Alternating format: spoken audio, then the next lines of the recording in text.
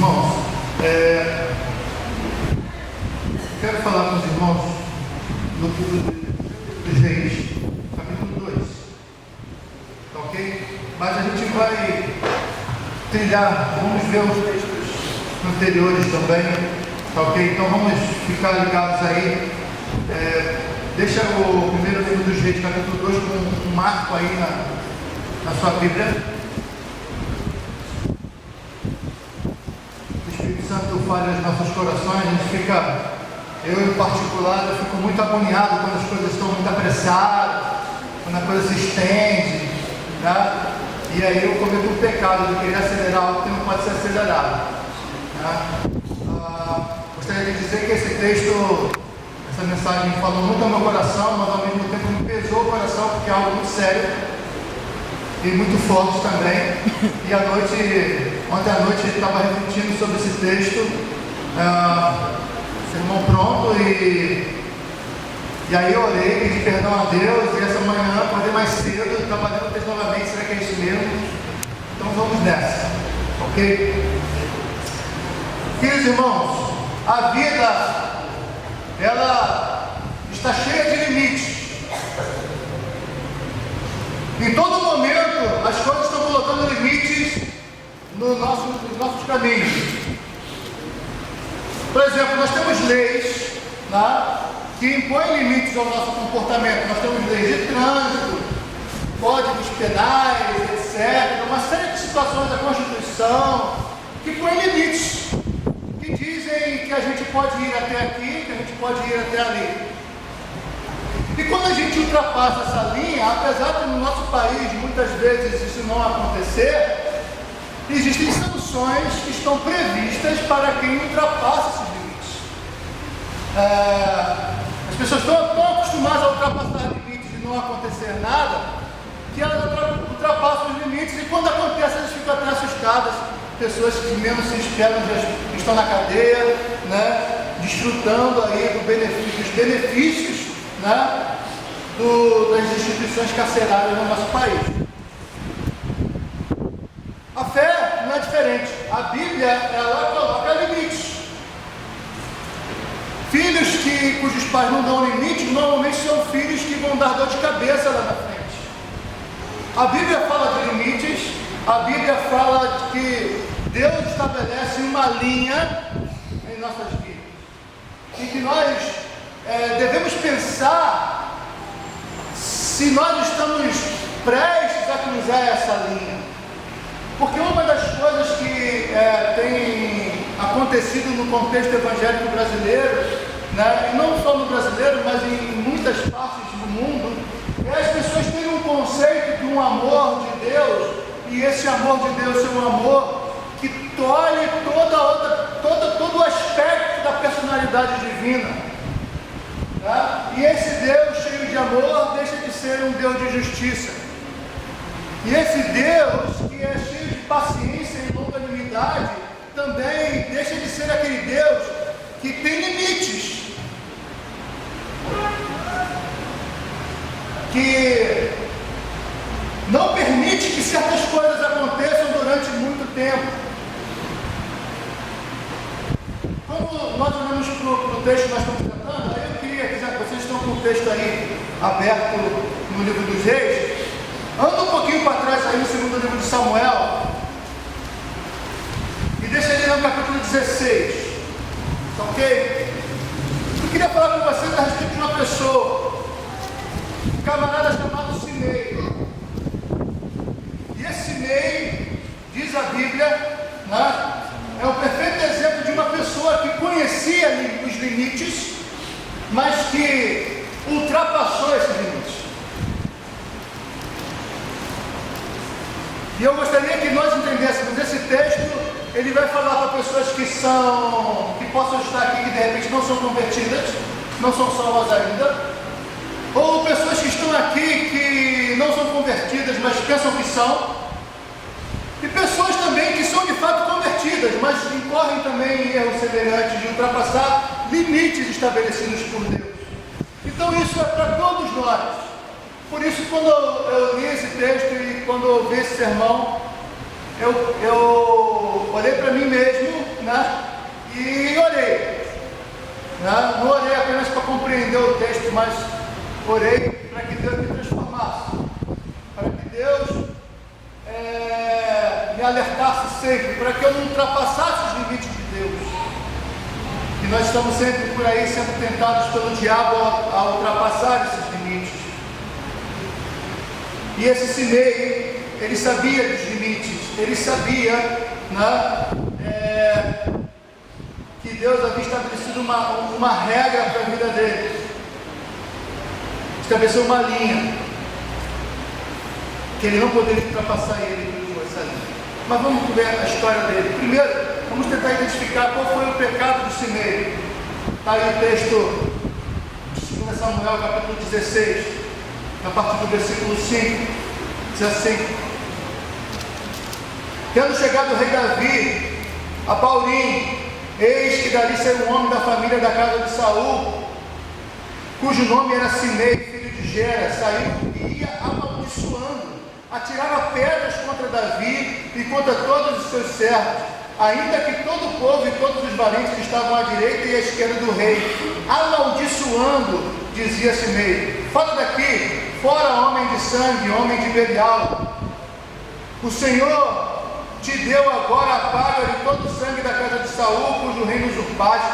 O Senhor já o entregou nas mãos de teu filho Absalão. Este agora na tua desgraça, porque és homem de sangue. Então Abissai de Zeruia disse ao rei: por que amaldiçoaria esse cão morto ao rei, meu senhor? Deixa-me passar e lhe tirarei a cabeça.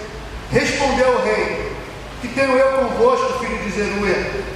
Olha, deixai-o amaldiçoar, pois se o Senhor lhe disse: amaldiçoa Davi, quem diria, porque assim fizeste?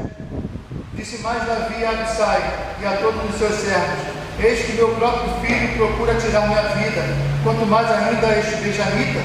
Deixai-o que amaldiçoe, pois o Senhor lhe ordenou. Talvez o Senhor olhará para a minha aflição e o Senhor me pagará também a sua maldição deste dia. Prosseguiu, pois, o seu caminho Davi e os seus homens. Também Simei ia ao longo do monte, ao lado dele, caminhando e amaldiçoando, e atirava pedras e terra contra ele. Eis aí o pecado de Simei. Simei, ele desafiou Deus. Conhecemos a história de Davi. Ele foi confrontado pelo seu filho Absalão, e ele acabou saindo de Jerusalém, e numa situação tal que as pessoas estavam vendo toda aquela cena trágica do rei que foi ungido pelo próprio profeta para, como nós aprendemos aqui com as crianças ainda há pouco, contar a história de Davi. E esse rei que havia sido ungido estava saindo de uma maneira vergonhosa de Jerusalém, da cidade. E Simei, ele vai e amaldiçoa, e ele joga pedra, e ele joga terra. Ele tinha o propósito de envergonhar Davi, ele tinha o propósito de desonrar Davi, de desprezar Davi e de machucar Davi. Por que esse ato de Simei demonstra a rebelião de Simei? Porque Davi era um ungido de Deus. Ele era um rei e foi ungido pelo profeta. Davi, quando Saul ainda governava, tinha muito cuidado com isso. Davi, sendo perseguido por Saul, jamais permitiu que as pessoas zombassem de Saul. E quando alguém chegou para Davi e disse que tinha matado Saul, Davi foi lá e matou essa pessoa. Agora Simei estava zombando de Davi. A palavra de Deus, ela é muito clara quanto àqueles que desafiam Deus. Deus havia estabelecido um rei. E não apenas Absalão havia pecado gravemente, mas Simei, ele vem e ele toma partido daquilo e ele acaba acrescentando mais zombaria em cima de zombaria. Simei, e na imagem daquela pessoa, nesse momento aqui, daquela pessoa não convertida, daquela pessoa que não quer saber de Deus. Nós, quando nascemos, nós nascemos mortos em delitos e pecados. Quando nós nascemos e vivemos a nossa vida antes de sermos salvos por Jesus Cristo, nós somos merecedores da morte. Simei era merecedor da morte, porque existia uma lei que dizia que todo aquele que amaldiçoa um príncipe de Deus, ele deve ser condenado à morte. Simei merecia a morte. Quiseram tirar a vida de Simei e Davi impediu. E o que é interessante,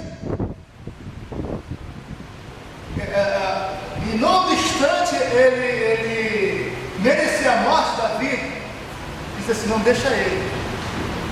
Deixa ele.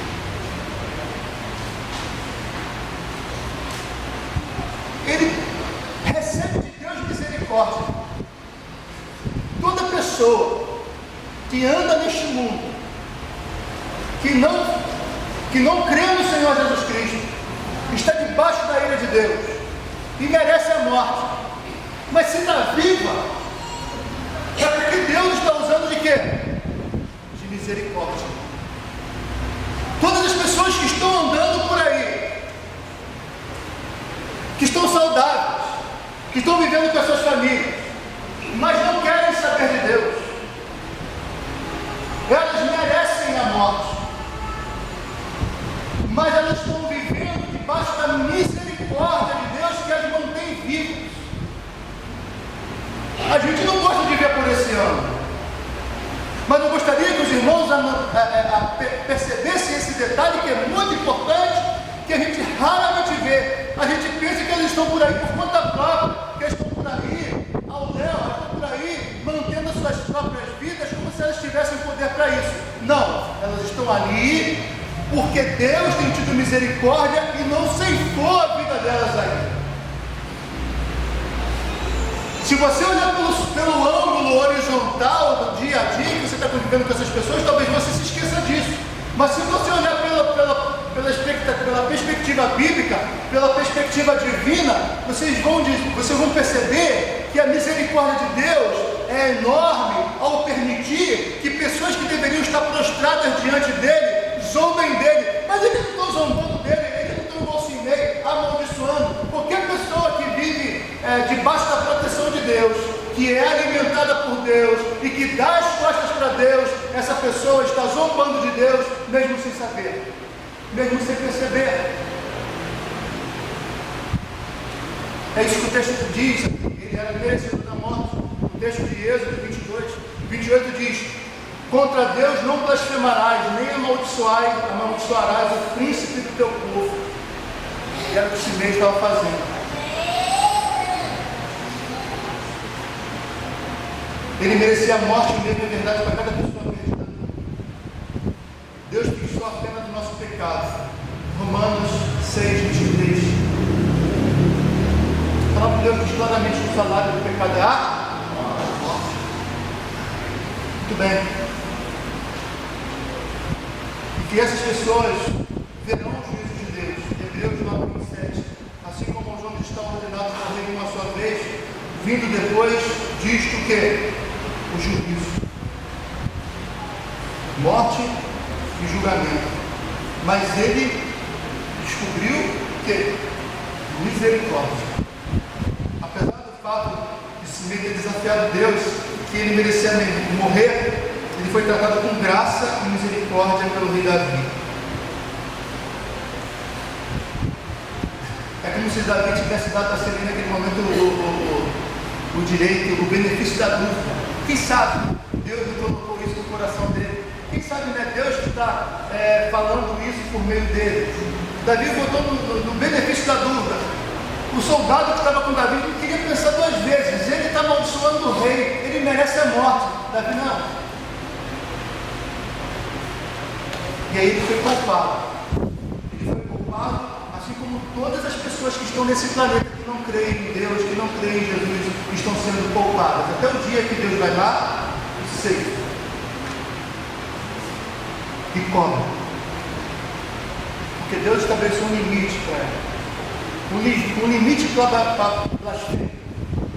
Um limite para dar as costas para ele. Um limite para negá-lo. Um limite para ser alimentado por ele e cuspir no prato que come.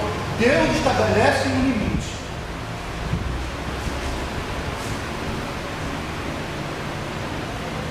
O texto fala claramente da condição das pessoas na humanidade. Olha o texto, aí, vamos lá para, anda mais um pouquinho aí com o texto de 2 Samuel, capítulo 19. Capítulo 19. Olha o que acontece.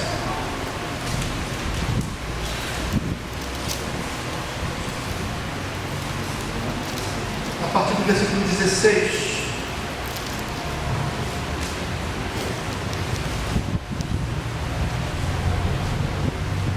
Alguém pode ler para mim? Alguém lê alto aí? Lê alto para mim, a partir do versículo 16 até o versículo 23.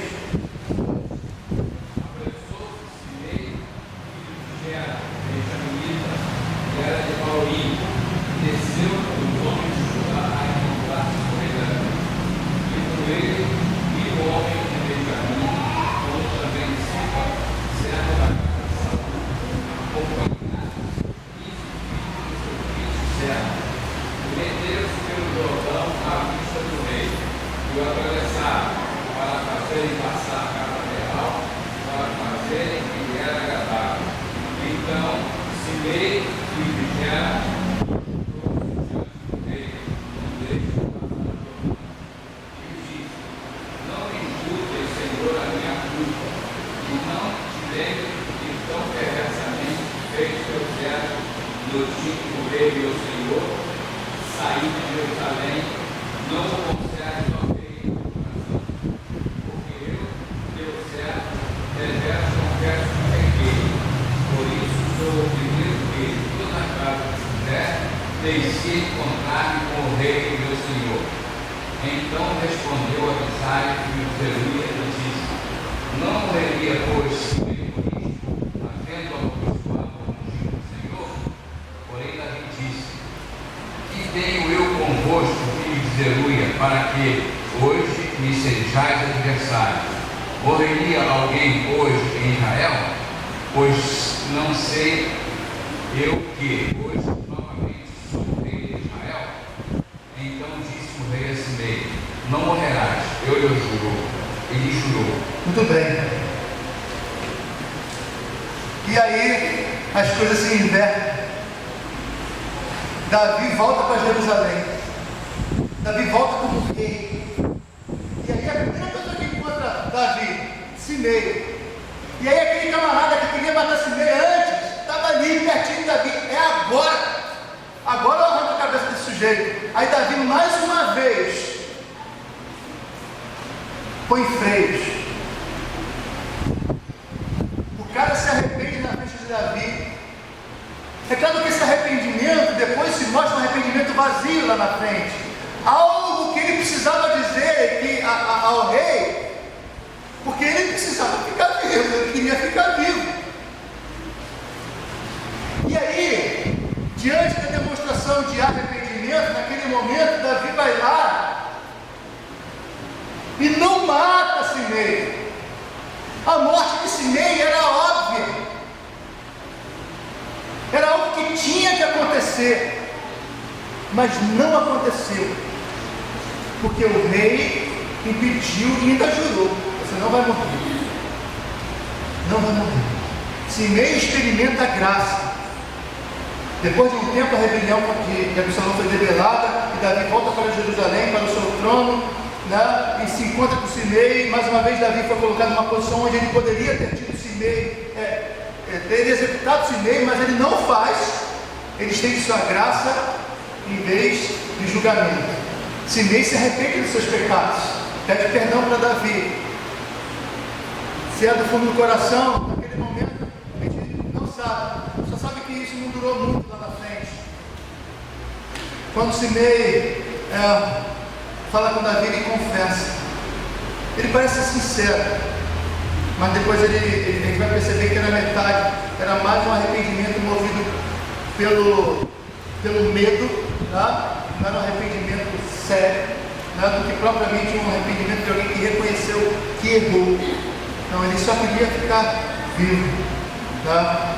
Ele estava simplesmente dizendo a Davi, que o que Davi queria ouvir naquele momento, e ele diz: Davi, vai lá e age com misericórdia.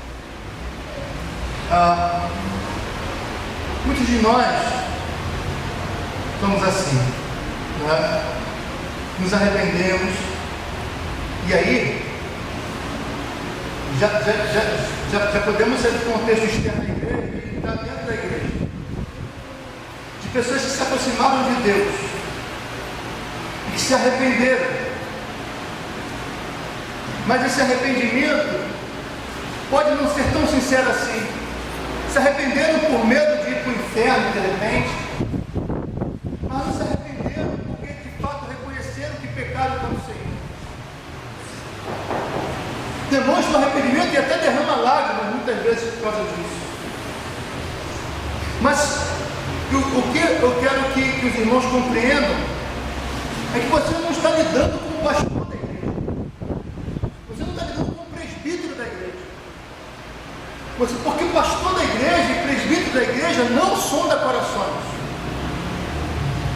Você está lidando diretamente com Deus.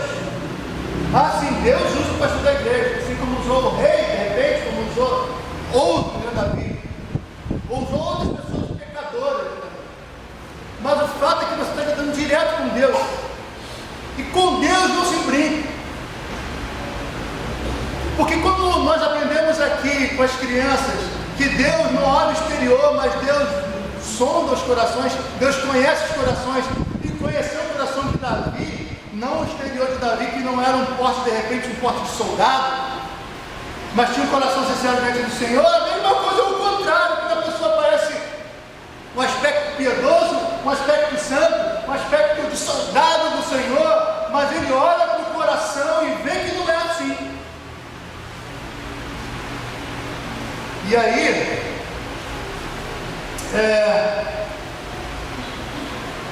Simei naquele momento que é alcançado por misericórdia, é lembrado do seu erro, e é lembrado da sua situação, ele é lembrado da sua sentença. Os homens de Davi querem matar Simei, e ele é lembrado de que ele merece morrer por sua transgressão. Ele é lembrado o tempo todo. O que ele fazia consciente do que estava acontecendo. E aí, o tempo passa, e aí sim, vamos ali para o primeiro livro dos Reis, capítulo 2. Capítulo 2, Davi dá instruções a Salomão e morre. Quer dizer, Salomão assume o comando. Tá ok? Olha o que diz a partir do versículo 36. Depois mandou o rei Salomão chamar Simei e disse: edifica-te uma casa em Jerusalém e habita aí, e daí não sai, nem para uma parte nem para outra, porque há de ser que no dia em que saíres e passares o ribeiro de Cedron, fica sabendo que serás morto, o teu sangue cairá então sobre a tua cabeça. Simei disse ao rei: boa é essa palavra. Como disse o rei, meu senhor, assim fará o teu servo. E Simei habitou em Jerusalém muitos dias. Ao cabo de 3 anos, porém, 2 escravos de Simei fugiram para Aques, filho de Maaca, rei de Gate, e deram parte de Simei, dizendo: eis que teus servos estão em Gate. Então Simei se dispôs, albardou o seu jumento e foi a Gate ter com Aques, ou Aquis, em busca de seus escravos, e trouxe de Gate os seus escravos. Foi Salomão avisado de que Simei de Jerusalém fora a Gate e já havia voltado. Então mandou o rei chamar Simei e lhe disse: não te fiz eu jurar pelo Senhor, e não te protestei, dizendo: no dia em que saíres para uma e outra parte, fica sabendo de que serás morto? E tu me disseste: boa é essa palavra que ouvi. Por que, pois, não guardaste o juramento do Senhor, nem a ordem que te dei? Disse mais o rei a seguir: bem sabes toda a maldade que o teu coração reconhece que fizeste a Davi, meu pai, pelo que o Senhor te fez recair sobre a cabeça a tua maldade. Mas o rei Salomão será abençoado no trono de Davi, mantido perante o Senhor para sempre. O rei deu ordem a Benaia, filho de Joiada, o qual saiu e arremeteu-se contra ele, de sorte que morreu. Assim se firmou o reino sob o domínio de Salomão. O que aconteceu? Um camarada que era digno de morte se arrependeu. Ele se arrependeu e estava morando em Jerusalém. E ali Davi morre, entra Saul no governo, e o que acontece? Salomão chama e mantém a promessa do pai: você não vai morrer, mas você vai morar aqui, vai fazer sua casa aqui, você não vai sair daqui, porque o dia que você cruzar essa linha, você vai morrer. E ele fez juramento, boa essa palavra. Ele faz o juramento, mas o dia que os escravos dele fogem, os servos dele fogem, que ao prejuízo financeiro, o prejuízo moral, seja ele qual for, alguma coisa que atormentou o seu orgulho, ele foi lá, aguardou o seu jumento e ultrapassou a linha que Deus havia dito que ele não podia ultrapassar. Muitas vezes nós estamos dentro da igreja, cumprimos todo o checklist da igreja. Hoje mesmo nós fizemos exames para a pública profissão de fé. Isso é maravilhoso. Nós vamos receber novos membros comungantes na igreja. Todos nós que somos membros comungantes passamos por isso um dia. Fomos chamados pelo conselho. O conselho disse: olha, você deseja fazer sua pública profissão de fé? E eu disse: sim, eu quero fazer minha pública profissão de fé. Lá em 87, o reverendo Antônio Ferreira de Bragança foi lá, me batizou, né? E eu professei a fé e fui batizado. Fiz um juramento ali diante de Deus e diante da igreja. E diante de Deus e diante da igreja eu disse que obedeceria às autoridades da igreja. Diante de Deus e diante da igreja eu disse que frequentaria a igreja. Eu disse que estaria na igreja e disse que não sairia da igreja. Eu fiz essa promessa. Se você professou a sua fé, você fez também. E está lá. Todos nós fizemos uma promessa. Todos nós fizemos um juramento diante de Deus.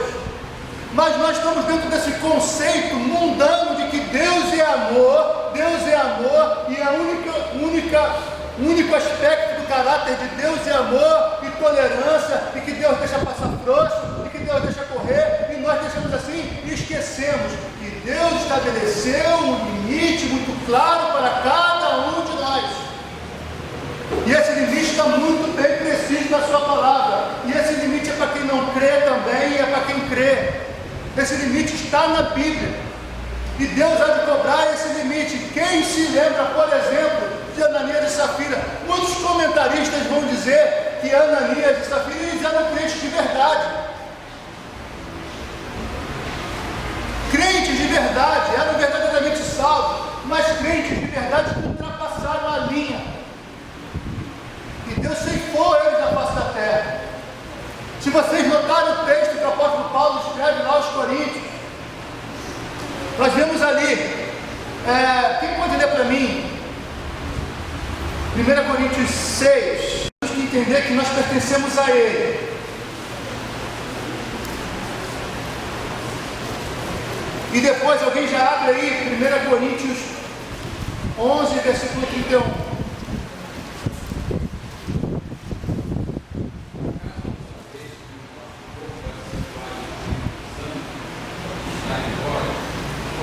Da parte de Deus, e que não sois vós mesmos, não sois de vós mesmos, porque fostes comprados pelo preço, agora pois glorificai a Deus no vosso corpo. Muito bem, o que esse texto, o que o apóstolo Paulo está falando nesse texto? Olha, se todas as pessoas do planeta pertencem a Deus, quanto mais você que foi comprado pelo sangue de Jesus, você é possessão de Deus. Leia aí o 1 Coríntios 11:31.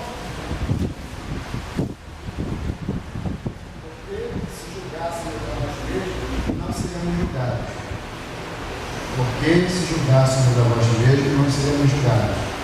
Muito bem, continua aí. Mas, quando julgados, somos disciplinados pelo Senhor para não sermos condenados com o mundo. Tá. Deus, Paulo está escrevendo para uma igreja. Fala no cabeçalho da epístola. Aos santos que estão em Corinto. Está falando para a igreja. Então está dizendo que Deus, aos que ultrapassam a linha estabelecida por Ele, Ele julga e Ele disciplina. E aí nós, por exemplo, ficamos muitas vezes ressabiados, aquelas pessoas que foram disciplinadas pelo conselho da igreja, e assim, coitado dessa pessoa. Não.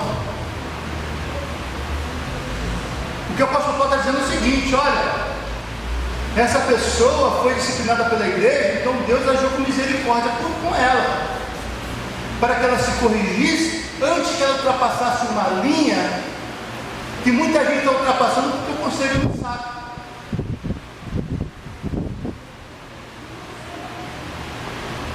Os irmãos percebem isso? Leia aí 1 Coríntios 5:5.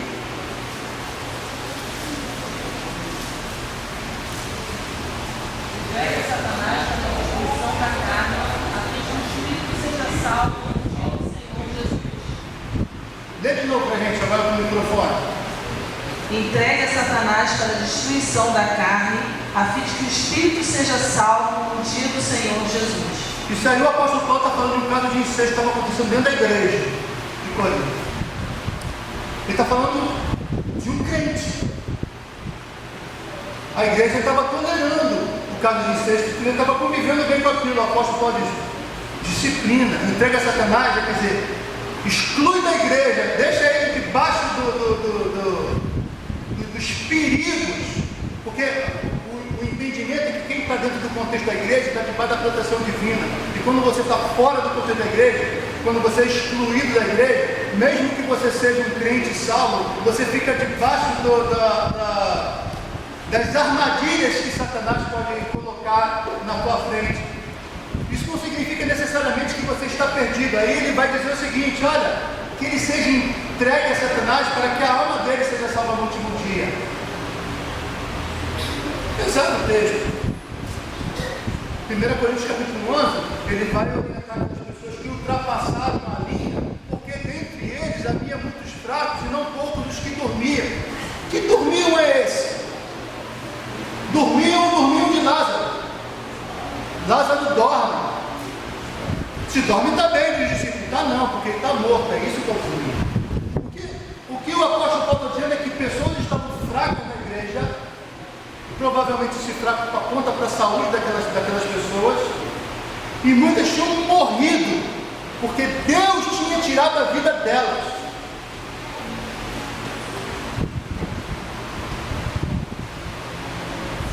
Que faz parte da disciplina de Deus não permitir que um filho dele envergonhe o Evangelho. Quando ele percebe que um filho dele vai ultrapassar a linha de tal maneira que vai envergonhar o Evangelho, Deus pode sim tirar a vida dele por causa disso. E tirou vários da igreja de Corinto. Você vê na Bíblia isso direto.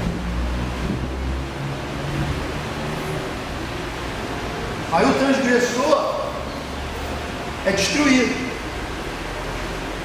para que a igreja tema, diz lá em Atos dos Apóstolos, no caso de Ananias e Safira, produzir temor na igreja, para a igreja saber que Deus é um Deus santo. Queridos irmãos, eu queria que nós pensássemos sobre as nossas próprias vidas, e que Deus está nos ensinando aqui.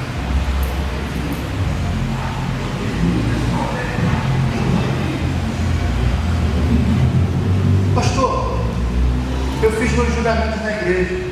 Então era melhor que eu não tivesse feito? Era melhor que eu estivesse lá de fora da igreja? Lá de fora da igreja, a responsabilidade, o juízo de Deus já está pesando. Percebe? Não existe um ambiente em que você não tenha responsabilidade diante de Deus. Esse ambiente não existe. Todas as pessoas e coisas da terra pertencem a Deus, estão debaixo do seu julgamento. Todas as pessoas. Mas se você alcançou graça,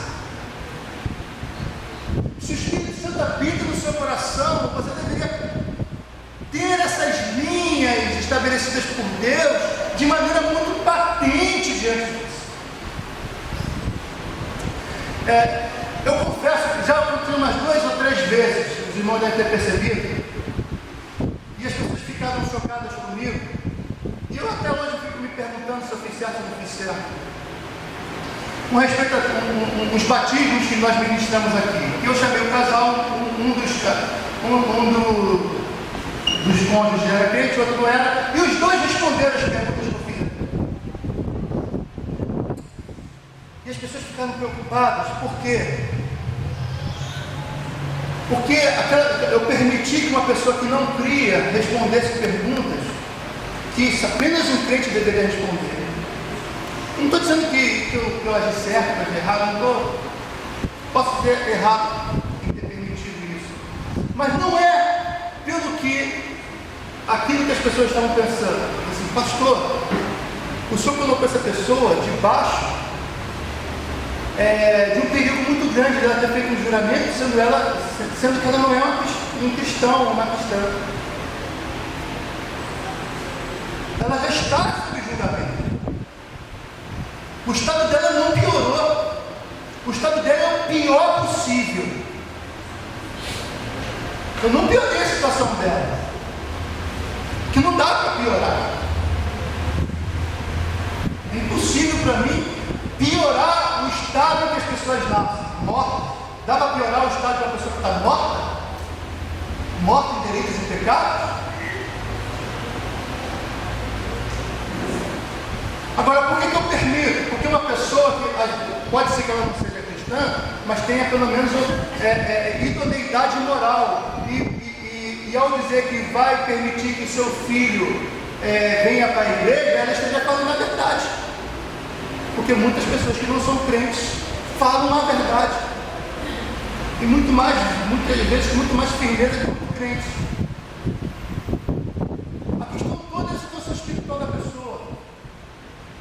Independente das razões que você possa dizer, pastor, você não deveria ter feito isso, você não pode argumentar que eu piorei a situação da pessoa, porque é impossível piorar a situação da pessoa. Muito bem. Você fez o juramento. Você é um cristão. Você é filho de Deus. Você está debaixo desse amor eterno de Deus, desse amor abençoador de Deus. Mas um amor que não abaixa a cabeça para o pecado.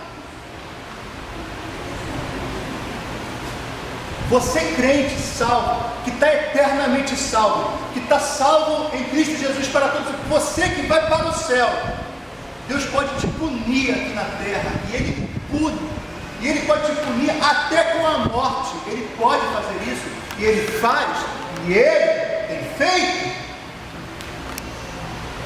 Porque o nosso Deus não é um boneco que a gente vê, mas não tem vida. É o contrário disso, a gente não vê e é mais vivo que todos nós.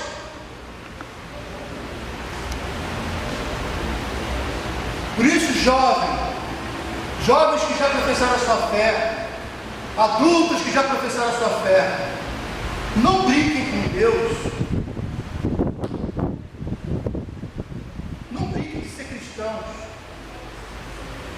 E se o Satanás está falando contigo no seu ouvido agora, dizendo, viu, ele está falando isso, é melhor sair da igreja. É o Satanás que está falando.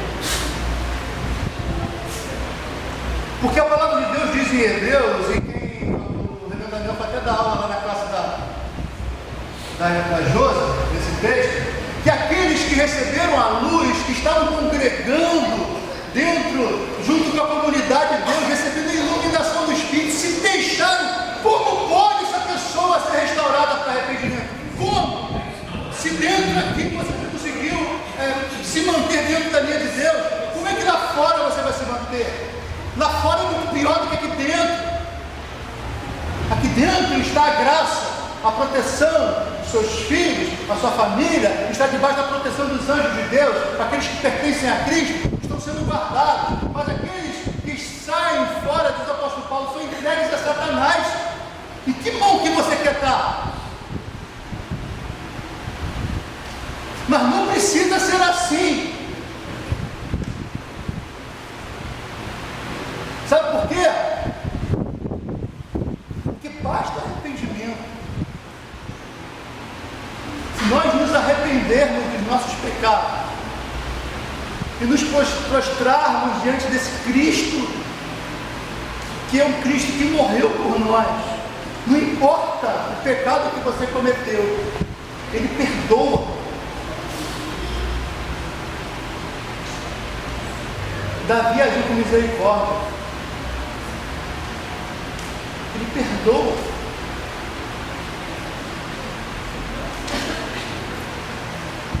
Se você é um pai, uma mãe, um oficial da igreja, ou eu sou um pastor, está dando um mau exemplo para os jovens, se arrependa hoje.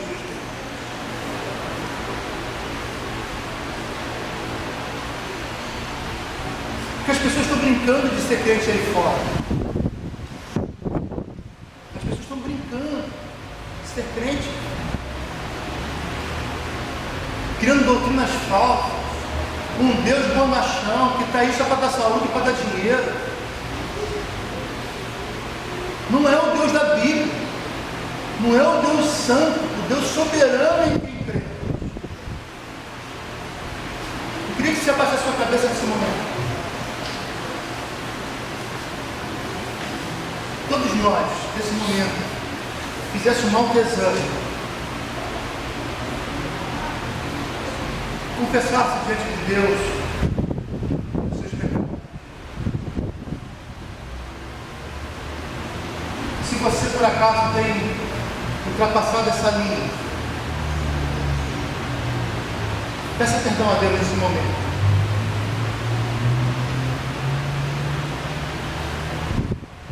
Eu queria que 2 oficiais da igreja se levantassem e orassem por nós.